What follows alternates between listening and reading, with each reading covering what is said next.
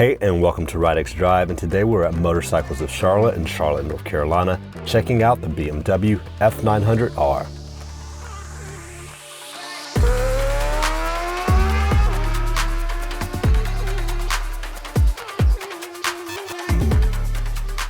The F900R replaced the aging F800R in BMW's lineup in 2020. It brought more exciting styling and improved technology, and the one we have here is a 2022 BMW F900R painted in bluestone metallic, and is equipped with a number of optional extras that increases the $8,995 base price to $11,300. The BMW F900R doesn't get much attention in the middleweight naked bike category.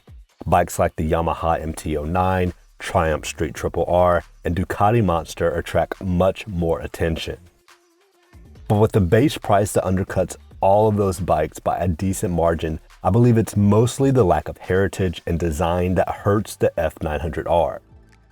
The F800R, while loved by some, wasn't a very popular bike. The looks of the F900R are vastly improved, but overall the bike is still a bit mild. From some angles the bike is handsome, but sitting next to a new Ducati Monster, a bike I think has gone backwards in design, I still preferred the looks of the Ducati. To be fair, this particular Monster has some aftermarket bits that improve its aesthetics, but for me the BMW doesn't encourage a second look when sitting next to the Monster. And that's a shame because the F900R overall is a very good and well-equipped bike for its asking price. This bike's optional equipment includes dynamic traction control, rides mode and ABS Pro, a quick shifter, a center stand, and heated grips. The brakes and suspension are mid-grade with Brembo dual radial mounted 4-piston calipers and 320mm disc up front, and a single 265mm disc and single piston caliper in the rear. The 43mm front fork doesn't offer any adjustability, while the rear strut can be adjusted for rebound and preload using this easily accessible knob.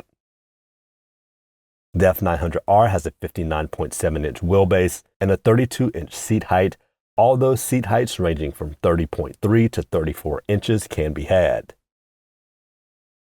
Under the seat you'll find some wiring and a basic set of tools.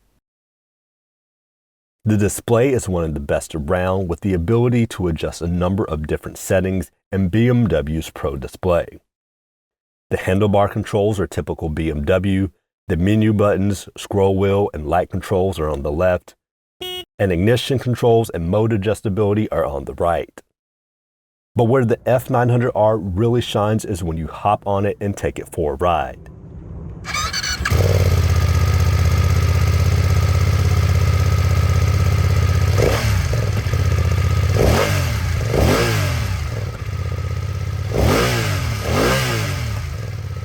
Power comes from an 895cc inline 2 that makes 99 horsepower at 8,500 RPM and 67 pound-feet of torque at 6,500 RPM. With the factory exhaust, the bike is very quiet and lacks any tonal excitement, but the chassis is likely one of the best for a bike that starts under $9,000. You can sense the build quality and how the F900R handles road imperfections, and it's quite confident through turns. The engine also pulls very hard throughout its mid-range. One thing I did notice hopping off the F900R and onto the Ducati Monster is how heavy this bike feels when lifting it off its kickstand or when pushing it around. At 465 pounds, the F900R is over 40 pounds heavier than the Ducati, and it was noticeable. The F900R is nowhere near as nimble as the Monster. I also found myself hunting for neutral on this bike more so than any other bike I have ridden in recent memory. Otherwise, the quick shifter works as intended, and the F900R is undoubtedly a great bike in its own right.